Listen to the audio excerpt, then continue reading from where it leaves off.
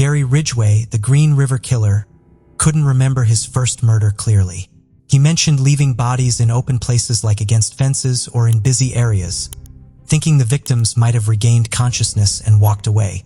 He admitted to possibly killing a sex worker in the 1970s while married to his second wife, saying something went wrong on a date. Though details of his first murder remained unclear, Ridgway confessed to having an early interest in killing. When he was about 16, he remembered seeing a boy playing. He remembered walking up to the boy, taking a knife out of his pocket and stabbing the little boy in the side. He didn't know the boy, and he didn't know what happened after he ran off clutching his side. He just wanted to know what it felt like to stab someone and did it. He was in the wrong place at the wrong time, and I was at the right place at the right time. I guess what you'd call it. The task force had actually been able to locate that boy, now a grown man living in California. He had been able to confirm that a boy about 10 years older than him had taken him to the woods and stabbed him. The boy, however, made it to the hospital where he had surgery, and he never returned to school, so the suspect was never found. Once he recovered, his family had moved to California, and that statutes of limitations had long passed the assault. So who was Gary Ridgway? Gary Ridgway was born on February 18, 1949 in Salt Lake City, Utah. He was the middle of 3 boys. When he was 11, his family moved to King County, Washington, where they had a house close to the Pacific Highway South, where he ultimately found most of his victims. His father worked as a bus driver, and Ridgway has claimed that his father would bring him along complaining about all the sex workers on the streets that he saw. His mother worked at a department store part-time. Ridgway has said that he wet his bed into his early teens, and his mother would wash his genitals after every incident. He also stated that he had anger and sexual attraction towards his mother and that he fantasized about killing her. Before we proceed, I've got an exciting surprise for you. We've launched a brand new channel dedicated to intriguing content such as old historical mysteries, cold cases, and particularly chilling horror stories perfect for bedtime. Drop a comment letting us know if you're a fan of horror stories or not. You can find the link in the description below. Let's find out who will be the first to explore it. Alright, let's dive back into the video. His mother died a few years before he was arrested, and his father died in the early 90s. Ridgway is believed to have an IQ in the low 80s. He was held back twice in school and graduated in 1969 from Tay High School. After high school, he joined the Navy. While in the military, he married his high school sweetheart in 1970. He was deployed to the Philippines, which he admitted was his first time experiencing sex workers.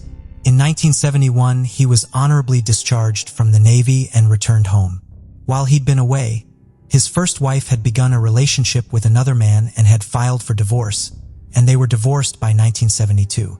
Ridgway would say his wife had become a whore while he was overseas. In August 1971, he started a job at Kenworth Trucking, which he kept for over 30 years until his arrest in 2001. His job was only a few miles north of where he picked up most of his victims. In 1972, he met his second wife. They were married in December 1973, and they lived in several residences during their marriage. In 1975, they had a son named Michael. His second wife would remember that Ridgway liked to have sex outside and had been interested in bondage. He liked to practice walking silently when they walked in the woods, coming up behind her and scaring her. She would report that he often came home later than expected, wet and dirty. In the later years of their marriage, he would come home later and later.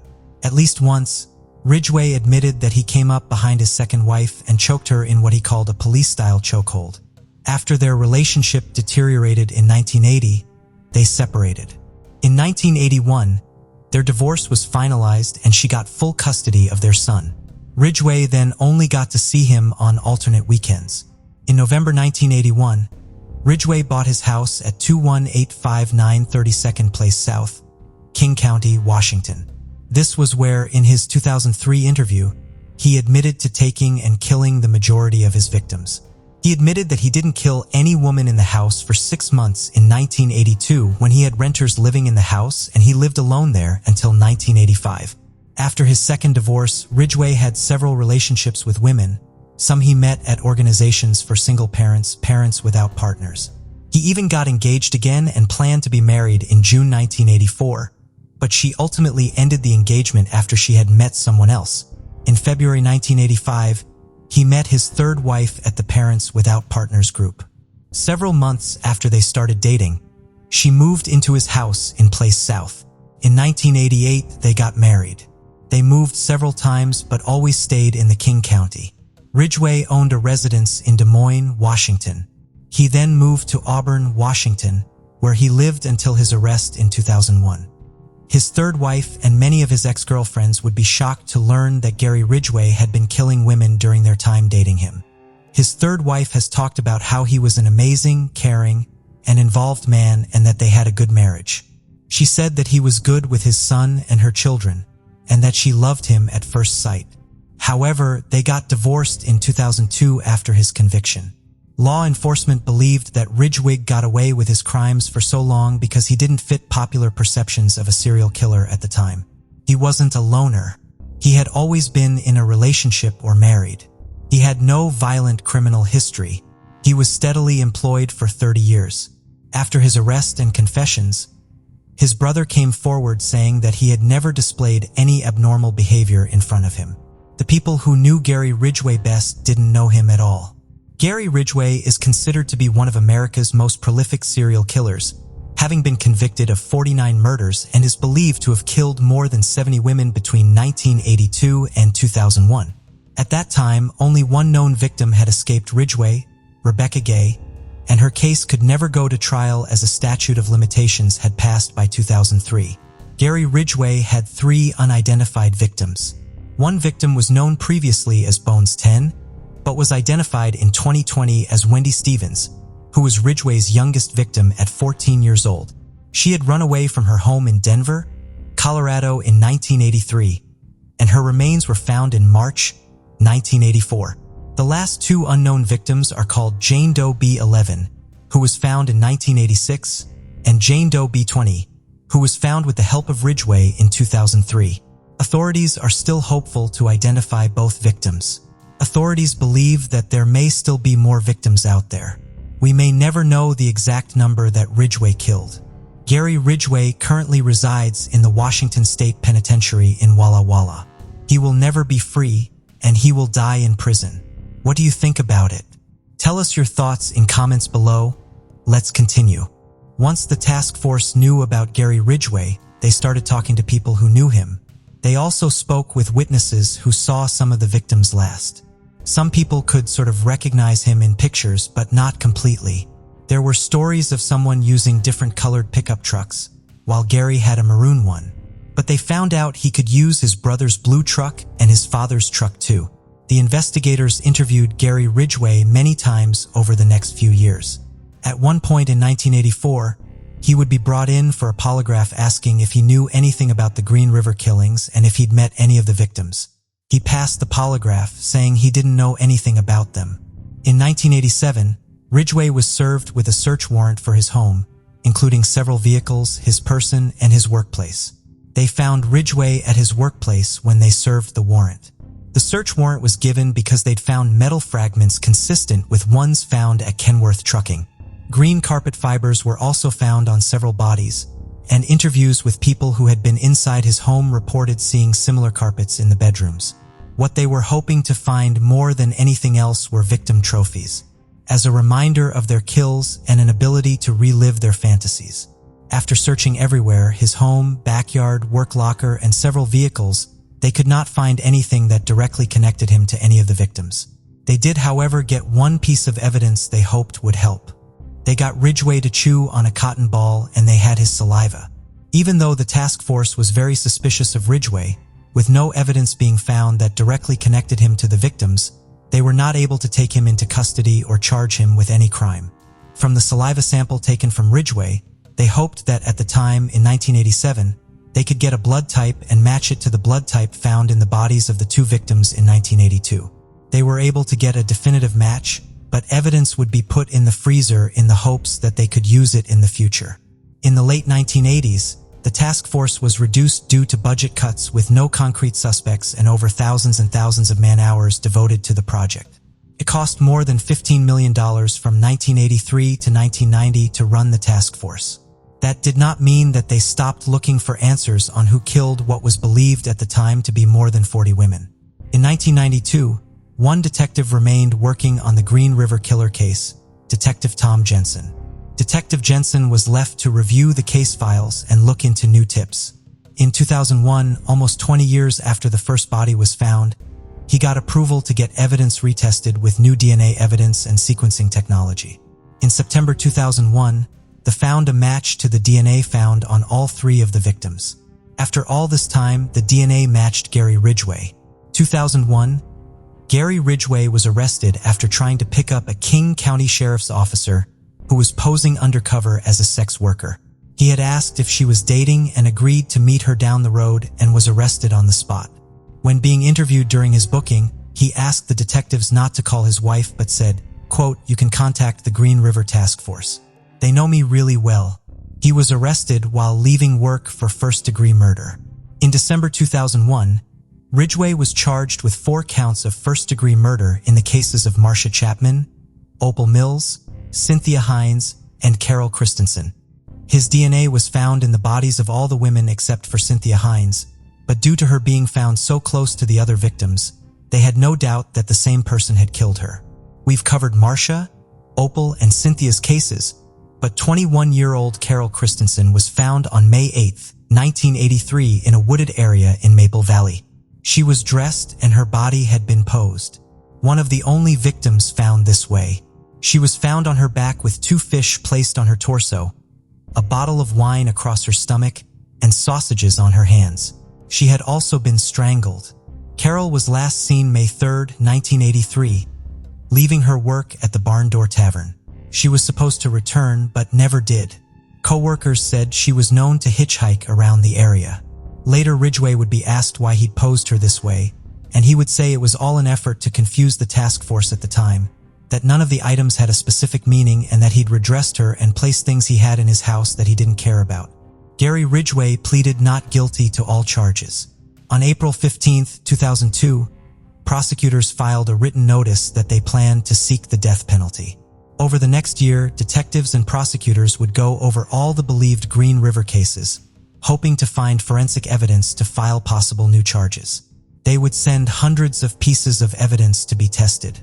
While this was going on, the King County Superior Court put a charging deadline on March 28, 2003 to ensure the trial against Ridgway proceeded in a timely manner. Right before the deadline, a private laboratory found evidence of paint smears on 2 victims, Wendy Caulfield and Deborah Estes. The paint matched highly specialized paint using Kenworth truck paint, where Ridgway worked. On May 30, 1988, construction workers digging for a playground found the remains of 15-year-old Deborah Estes in a shallow grave in Federal Way, Washington. They found 2 pieces of clothing with the remains of a bra and fragments from a black sweater with metallic threads. A witness confirmed that she was wearing it on September 20, 1982, when she was last seen near a motel.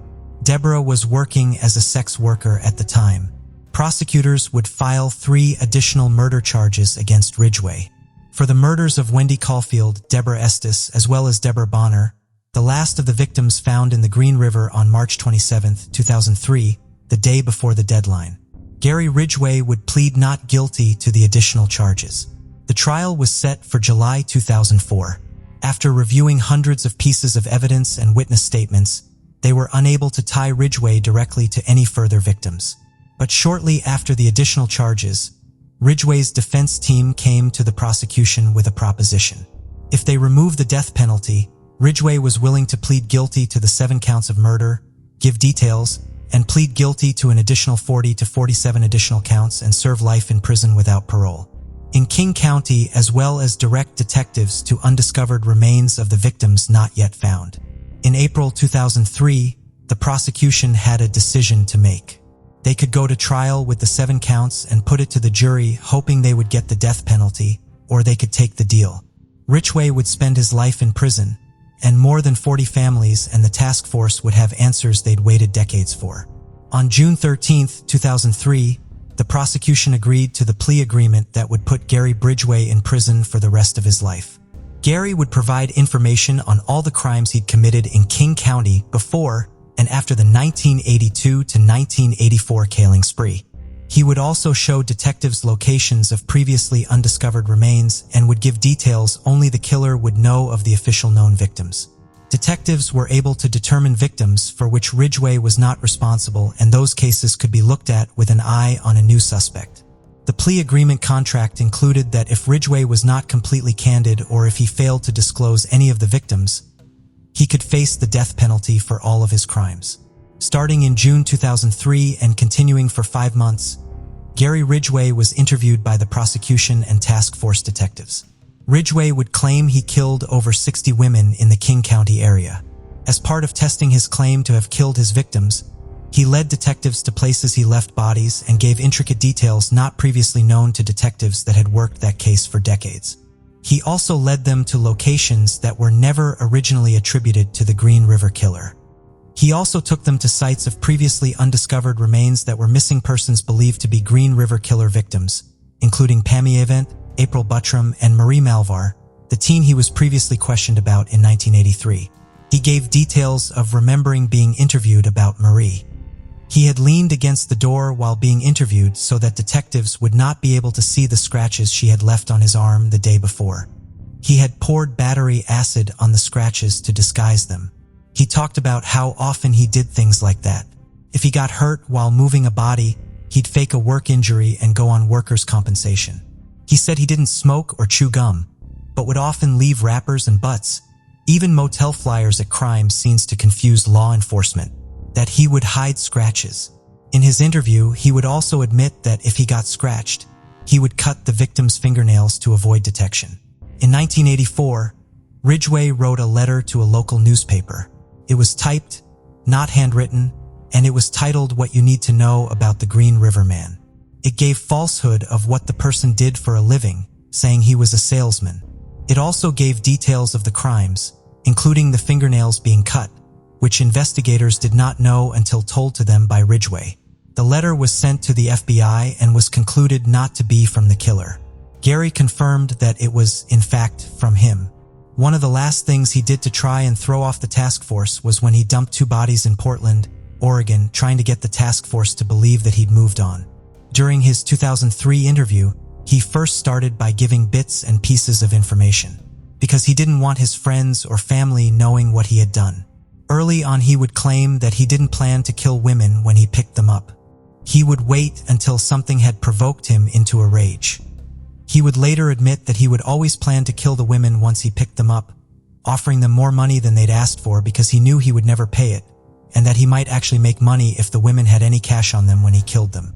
He talked about how he would use the picture of his son to put his victims at ease, showing his ID covering his name with his son's picture below it. That was not the only way his son was involved. He would admit to picking up his second victim, 19-year-old Giselle Lavorne, in 1982 with his then 7-year-old son in the vehicle. He would pick her up for a date and she directed him to a spot. He told his son that he was going for a walk with the woman and to stay in the car, and once out of his sight they would have sexual intercourse, and that he thought he heard his son. When she looked up from behind, Ridgway put her in a choke hold until she passed out. He then used his socks tied together, wrapped around her neck, and used a stick to tighten until he was satisfied that she would not regain consciousness. He went back to his son and dropped him off, returning later to dispose of the body. He also admitted to returning to the body days later, while his son was sleeping in the car, to have sex with the body post-mortem. He often took women back to his house and would show them his son's bedroom before he killed them. In the interview, he admitted that dozens of women asked if he was a Green River Killer when they got in his car and before he killed them. He would use a small stature and picture of his son to explain he could never be the killer. Some would be reluctant to get into his vehicle because they believed he was a cop. He'd keep beer in his truck and offer it to them, saying that he wasn't a cop. He explained in the interview that these were not random spur-of-the-moment killings, that he would get in his truck and go out specifically with the intention of picking up sex workers to kill them. He said that he only ever picked up street-walking sex workers because they were less likely to be reported missing quickly. This is true, and it was often days or weeks after the women went missing that it was reported. Ridgway also said that he preferred to pick up young sex workers because they were more vulnerable and they didn't know the ropes. When they told him they'd only done this a few times, he believed it. He told them, quote, "I talked to them before I had sex with them and she'd say, I've only done this a few times before." I mean, if she's 13 or 14 years old, you figure that's true. If you got one that's 20 and 25 that talks a slang, and everything they say, "I've only done this a few times," they've probably got an arrest record and they're lying. But the young ones stood out more because they talked when they were dying. He did talk about how a few times, but not many during his killing spree, that he'd pick up a sex worker intending to kill her, but that didn't happen often. He also sometimes would go through with a date in the hopes that the women would feel more comfortable. In his car the next time he picked them up, and then he would take her back to his house and kill her. He often had intercourse with the victims before so that he could get them as naked and vulnerable as possible before he strangled them. And he always strangled his victims. Ridgway initially said in an interview that he had stopped killing in 1985 when he met his second wife. But the date changed when he admitted that he had killed women till his arrest in 2001. But his later crimes were amateur and much less frequent than his killings from 1982 to 1985. Ridgway had a hard time remembering specific victims. He remembers the killings, but not the faces of the victims. This is believed to be because of his psychopathy. They were not people to him. They meant nothing but property. He would remember where he placed the bodies, what time of day, and what the weather was like, but not these women were. He often talked about how it was his career to kill these women, but that they meant nothing to him. He spoke about how often he visited his victims after he dumped them and had intercourse with their bodies, saying it was a way of delaying picking up another live victim immediately. He often talked about the significant burden of having to dispose of his victims, having to find places for them. Ridgway said that if he killed them in his home, he would dispose of the body quickly, removing them within a half hour. He would often drag them with plastic or a rug to his door and back to his truck, put them in the back under the canopy, and he'd even turn the lights off to ensure that they didn't see him moving the body from his home. He had a set of rules he would follow when disposing of bodies. He tried never to leave a body where he killed them. He always drove to a secluded place to dump the body. He would pull his truck away and then walk back to drag the body deeper into an area. He almost always left them naked, so there was little physical evidence. In the case of the Green River victims, he said that he put the women at the bottom of the river because police already had found 2 of his victims and he didn't want them to have them. He considered these victims things, property that belonged to him. He was extremely careful. Unlike other serial killers, he did not keep trophies and he didn't keep anything in his house or his person from the victims. He would, however, sometimes put pieces of jewelry he'd taken off of the victims and leave them in the bathroom of Kenworth Trucking. He had hoped that his coworkers would take the jewelry, and sometimes he would see some of those coworkers wearing his victims' jewelry. He also took the polygraph in 1984 without an attorney. He is believed to have passed that polygraph because of his psychopathic nature. It's designed to measure stress, and with that, he felt none. Even though he could not remember the women, he could remember what happened to himself or his property or where he left them with extreme detail. Ridgway also didn't have a racial preference. He did say in the interview that he preferred white women, but in the end, it was the kill that mattered, not what they look like. What do you think about it? Tell us your thoughts in comments below. Let's continue.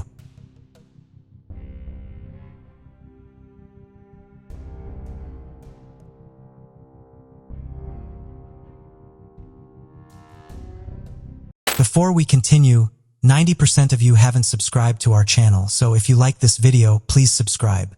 It motivates us to make more content for you. Okay, let's continue. Before we proceed, I've got an exciting surprise for you. We've launched a brand new channel dedicated to intriguing content such as old historical mysteries, cold cases, and particularly chilling horror stories perfect for bedtime. Drop a comment letting us know if you're a fan of horror stories or not. You can find the link in the description below. Let's find out who will be the first to explore it. Alright, let's dive back into the video. The death of a young person is never easy. We say things like, their life was cut short and they had so much more to offer the world. For Martha Moxley, those things were indeed true and more.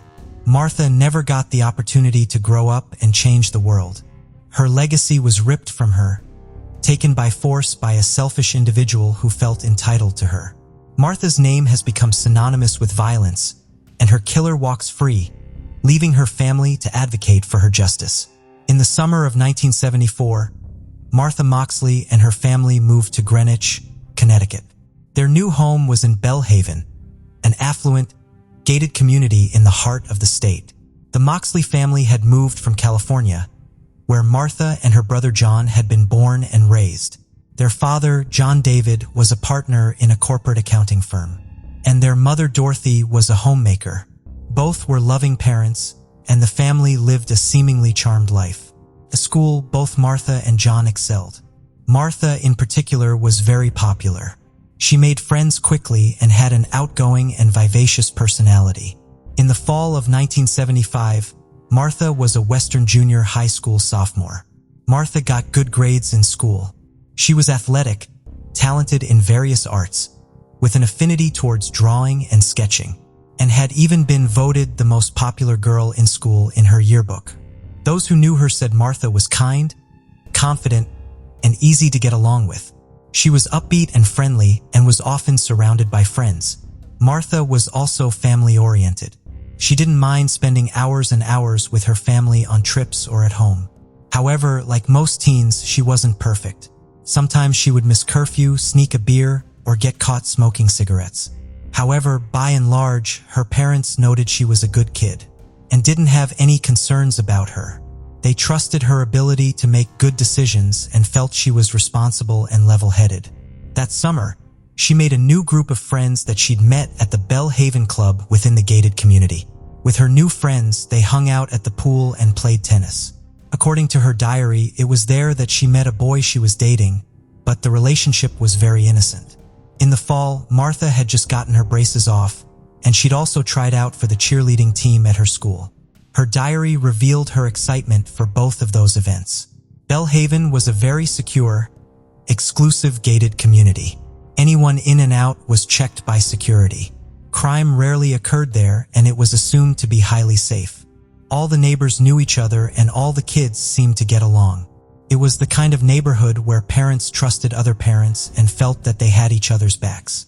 If kids were hanging out in the community, it was regarded as completely safe. No one could predict what would happen the last weekend of October. The likelihood that it was one of their own would tear the community apart. The night before Halloween, October 30th, was known as Mischief Night to the teens of Bellhaven. That evening, Martha was supposed to be grounded, but begged her mother to let her go out with her friends, and Dorothy Moxley agreed and let her go. Mischief Night was supposed to consist of innocent pranks, phone calls, bell ringing, maybe even toilet paper in a couple of trees. Nothing serious, and nothing that would cause damage to others. Martha left that evening around 6 p.m.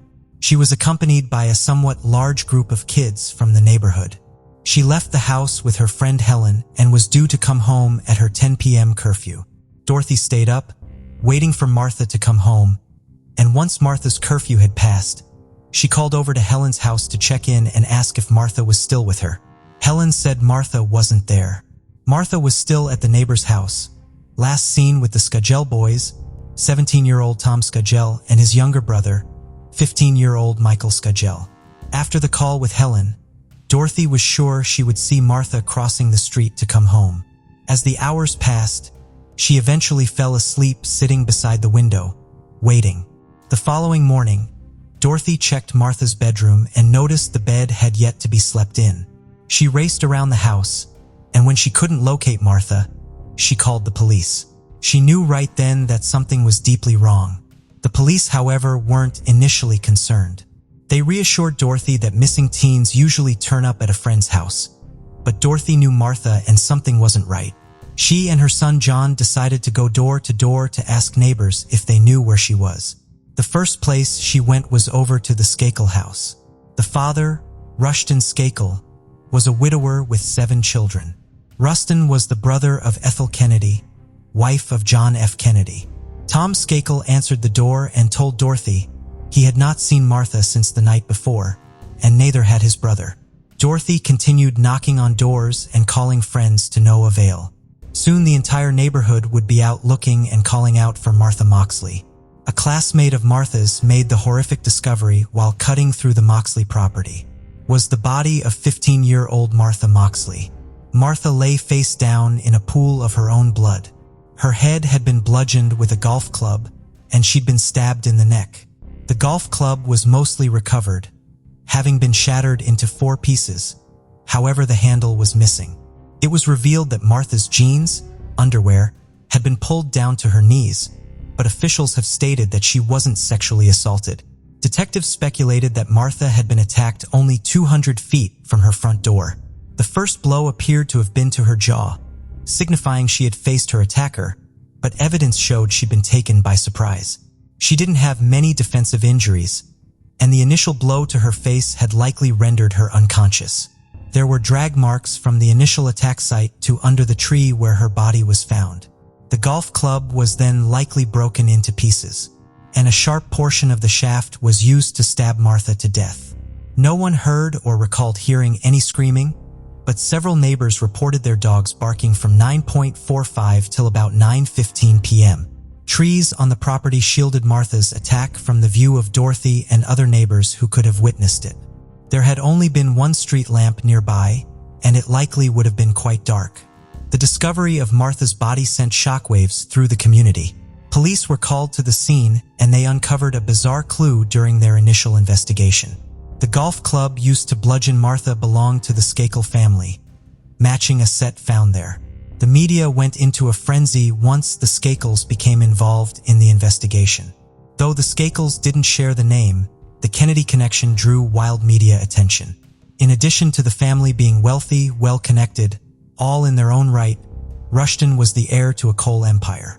Detectives put together a timeline of Martha's last few hours. Based on reports from friends, Martha arrived at the Skagel home with her friends Helen and Jeffrey at 8:45 p.m. Michael Skagel was the one who opened the door, and the 4 hung out for a while before Tommy arrived. Then the 5 hung out until 9:30 p.m. when 2 other Skagel boys invited the group to a cousin's home nearby. That is when the group starts to disband. But she declines. Jeffrey walked Hell at home, and Martha stayed at the Skakel house with Tommy. Investigators determined Martha had been attacked between 9:45 and 10 p.m., and both brothers had solid alibis.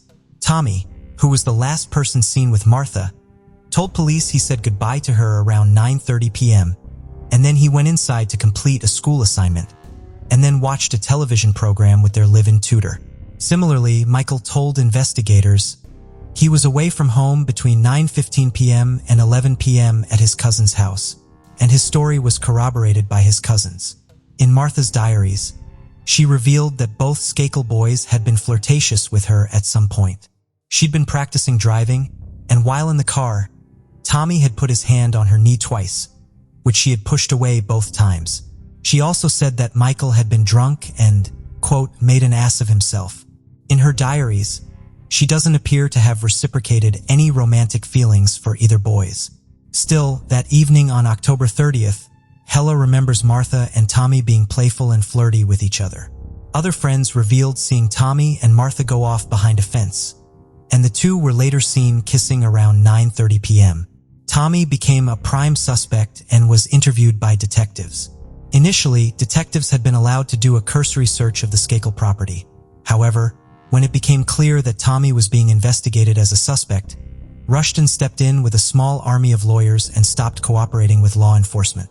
After that, a warrant was never obtained and law enforcement never went back to the home. Rushton Skakel eventually hired private investigators to conduct their own investigation. Allegedly, this was to assess any potential risks to either of his sons. As both boys had alibis, Greenwich investigators were forced to look elsewhere to 23-year-old Kenneth Littleton, the Skagel family's live-in tutor.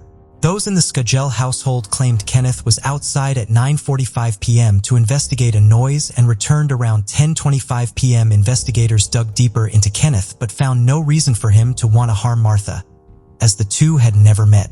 Littleton had worked at the Skakel residence for less than a month before the murder. However, he stated he'd seen disturbing behavior from the kids he was supposed to be a companion to.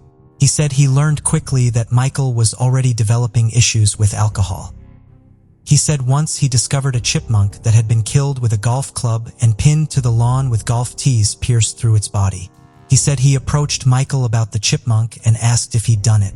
According to Kenneth, Michael responded, quote, "Though it needs to be said that Kenneth Littleton isn't the most reliable witness.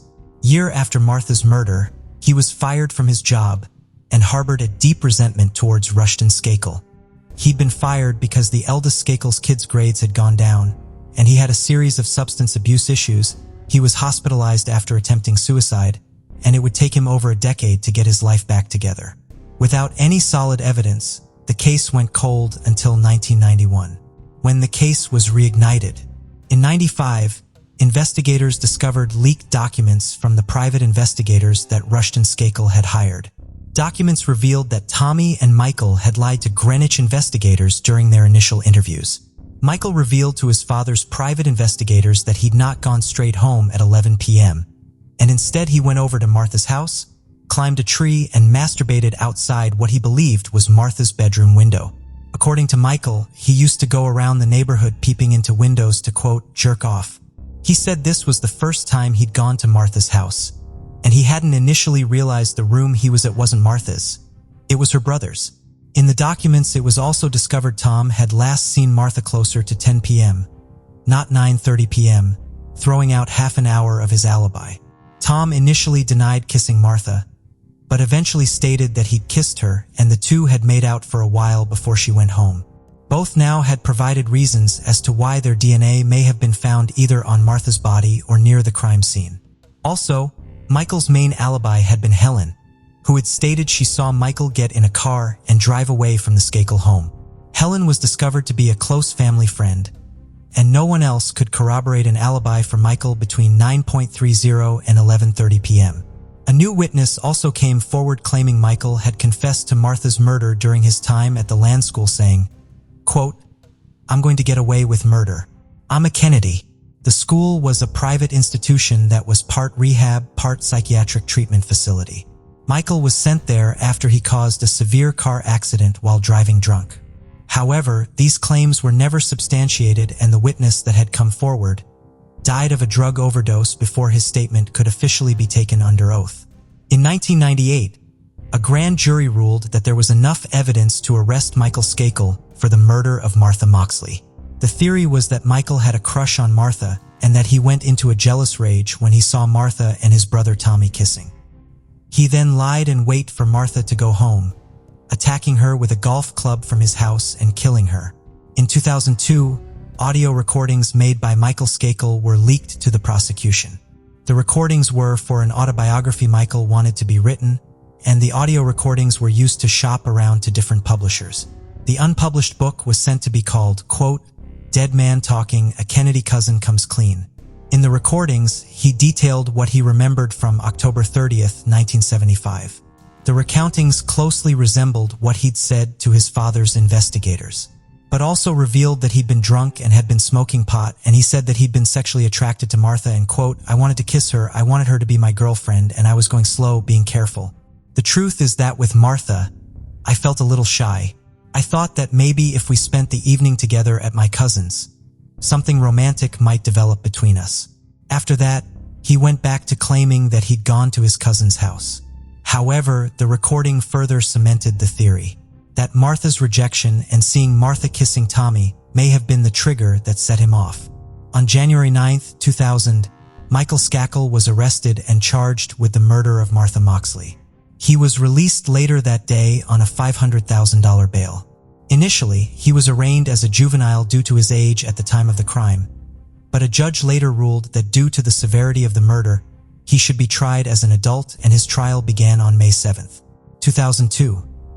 4 weeks later, on June 7th, 2002, Michael Skakel was found guilty of first-degree murder. He was sentenced 20 years in prison. Several appeals were lodged, many of which were unsuccessful. While incarcerated, Robert F. Kennedy wrote 2 books supporting his cousin's innocence, also subsequently going on a media tour to promote his books, but also to promote the belief that Michael was scapegoated into taking the fall for Martha's murder. In 2013, a judge granted Michael a new trial and he was released on bond. Still then, the Connecticut Supreme Court reinstated the original conviction and he was remanded back into custody. However, in 2018, the Connecticut Supreme Court reversed the ruling overturning the conviction.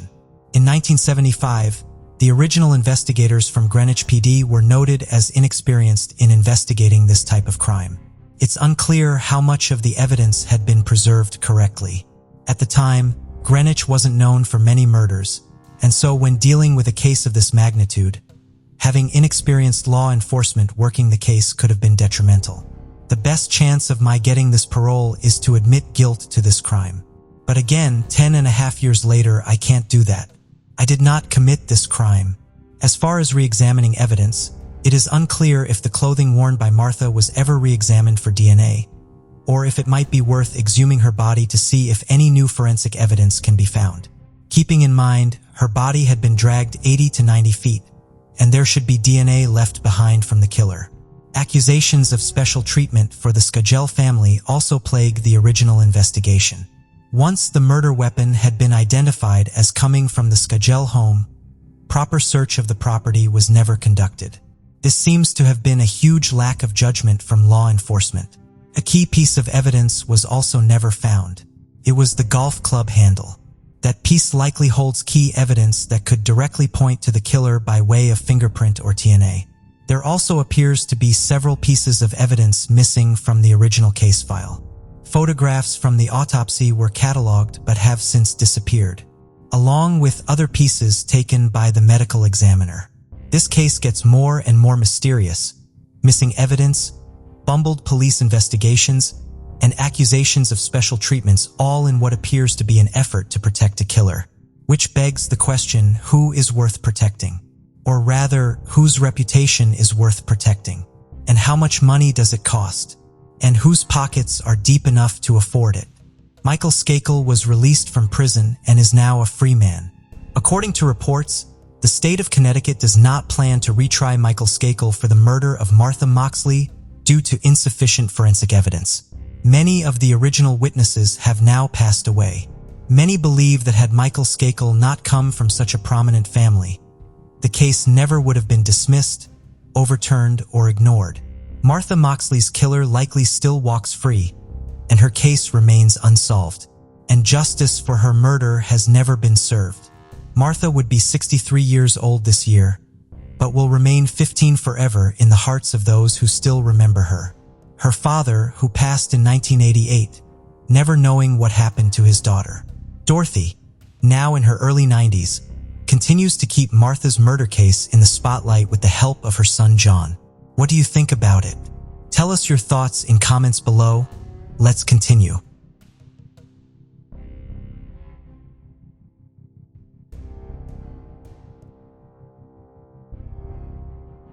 Cheryl Thompson, a 19-year-old student at the University of Cincinnati in early 1978, was known for her kindness and sweetness by those close to her. She embraced student life, making plenty of friends during her first year of studies. Like many students, Cheryl enjoyed relaxing at local bars and clubs when not busy with classes or studying. However, tragedy struck the Thompson family in March 1978, and it would take 4 decades before they finally received some answers. The end of March 1978 marked the beginning of spring break. Droves of students left their dorms and studies behind to spend the next week or two soaking up the sunshine and letting their hair down. For Cheryl Thompson, spring break meant only one thing: family time. She made the short trip from her dorm at the University of Cincinnati to her parents' house in Oakley, a suburb of Cincinnati, and also used the time to catch up with old friends. The high school buddies discussed what college was like for them and what their futures may look like. It was a Friday night on March 24, 1978. Cheryl spent most of the day at the family home before deciding to hit the bars of Oakley. There was a disco at Gatsby's bar and Cheryl agreed to meet her boyfriend there. At 10:30 p.m. Cheryl left the house, saying goodbye to her little brother Danny. Shortly before leaving, Cheryl received a call from her friend, Laura Bressert, who had initially agreed to attend the disco, but at the last minute, Laura backed out and even begged Cheryl to follow suit. Laura would later tell news outlets, quote, "I begged her on the phone not to go because I had a bad feeling." Cheryl ignored Laura's advice and headed for the bar. By midnight, Cheryl's boyfriend had become worried. Cheryl had never arrived at the bar and had an uneasy feeling overcome him. He began to search the bar and walked the entire route from the bar to Cheryl's parents' house. But there was no sign of her. News outlets reported that Cheryl's boyfriend found her car parked on a street close to the bar. According to the news, the boyfriend collected a second pair of keys from Cheryl's brother and, quote, moved it to a legal parking space and continued his search. At around 5:30 a.m., he spotted something bizarre. Cruising down the road was a strange-looking man. When Cheryl's boyfriend looked again, he realized the man was driving Cheryl's car. He began chasing the man on foot but was unsuccessful, losing the car near Hyde Park Plaza. The bizarre events of the evening had left Cheryl's boyfriend reeling, and by early morning he had arrived at her parents' house to tell them the bad news. Cheryl's parents knew something was amiss when she failed to return home that morning, finding that her bed had not been slept in. Her parents were faced with the difficult task of reporting their daughter missing. The Loveland Police Department arrived at the Thompson home to take statements and evidence, and the search for Cheryl began. Officers retraced Cheryl's steps, but found no sign of her. There was no evidence to suggest that she'd ever made it to the bar. So where was she? The University of Cincinnati confirmed that Cheryl never made it to any of her classes once spring break was over. Investigators did not believe that Cheryl had run away. Law enforcement found her vehicle parked near the bar the next day. The car, other than being abandoned, showed no signs of anything suspicious. 2 weeks later, on April 8, 1978, a state natural resource officer, Mike Surio, was making his rounds on the bank of the Little Miami River, close to East Kemper Road. He was looking for the owners of 2 cars parked near the riverbank. It was his job to make sure anyone fishing in the area had the correct licenses. It was as he was walking that he saw something in the brush. It was a foot. Upon further examination, he realized it was the body of a woman. The Loveland Police Department was immediately summoned to the scene, and everyone's worst fears were confirmed. The police confirmed that the body belonged to the missing 19-year-old Cheryl Thompson, and she had been found partially clothed before being dumped close to the river. The Hamilton County Chief's deputy coroner, Dr. Paul Jolly, performed Cheryl's autopsy. In his report, he noted that Cheryl had suffered blunt force trauma to the head and had been strangled and sexually assaulted. The brutality of Cheryl's death shocked her family, as well as the residents of Oakley. Cheryl had been an average 19-year-old university student. Who would want to harm her and why? Residents tightened their security measures, and women were more cautious of unknown men. Cheryl Thompson's brutal murder wasn't the only one that rocked Hamilton as well as surrounding counties. In 1978, shortly after Cheryl's body had been discovered, news reports began connecting Cheryl's case to others in the area. According to this report, at least 15 other girls and women were found murdered between 1976 and 1978, all under similar circumstances.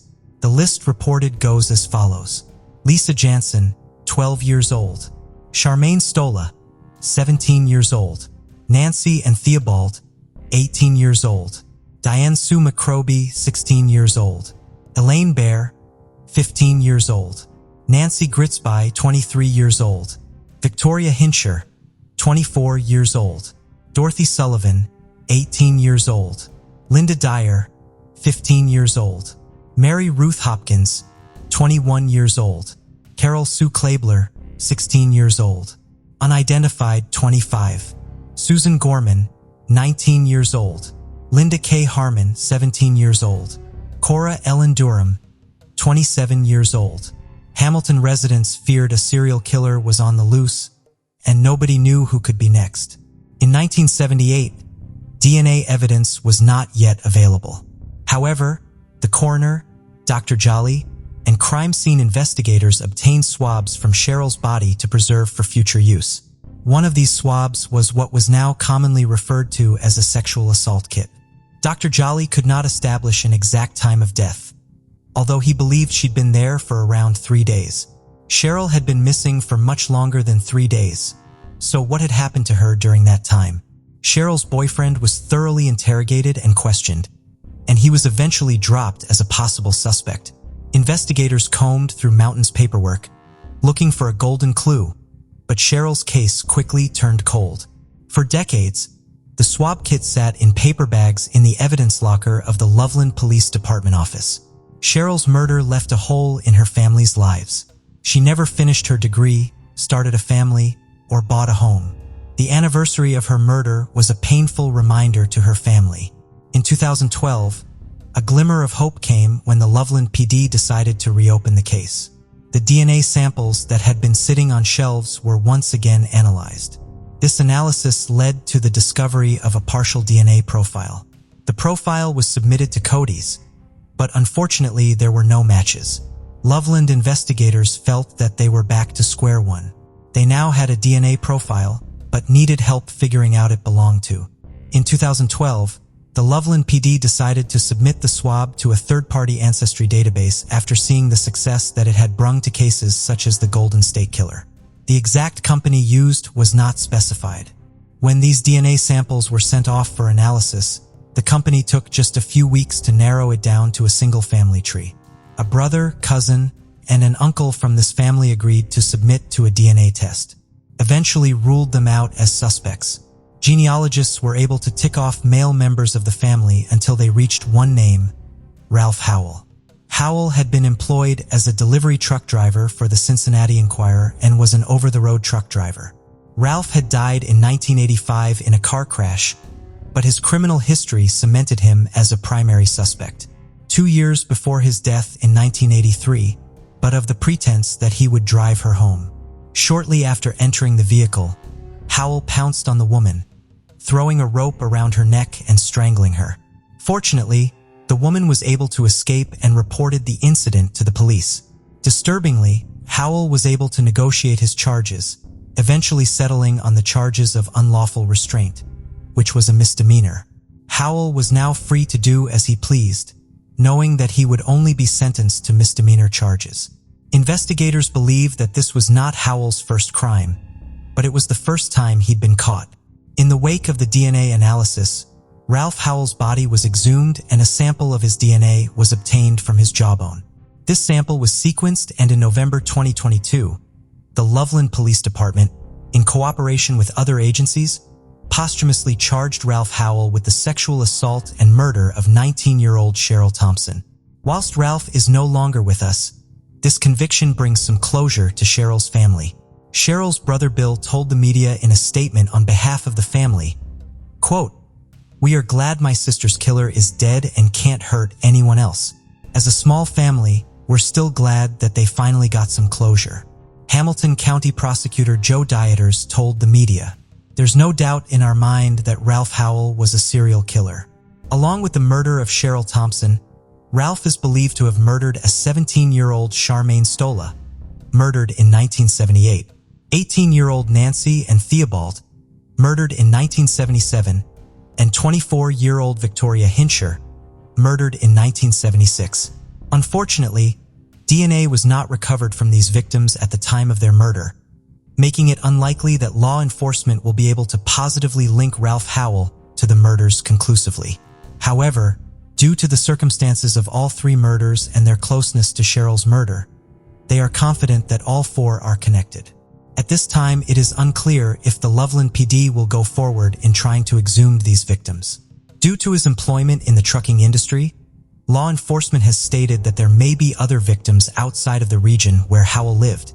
They will go forward and submit his DNA nationally to see if there are any more victims connected to him. What do you think about it? Tell us your thoughts in comments below. Let's continue.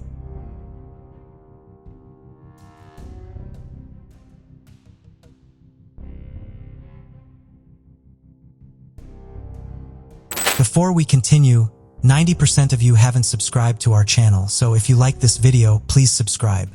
It motivates us to make more content for you. Okay, let's continue.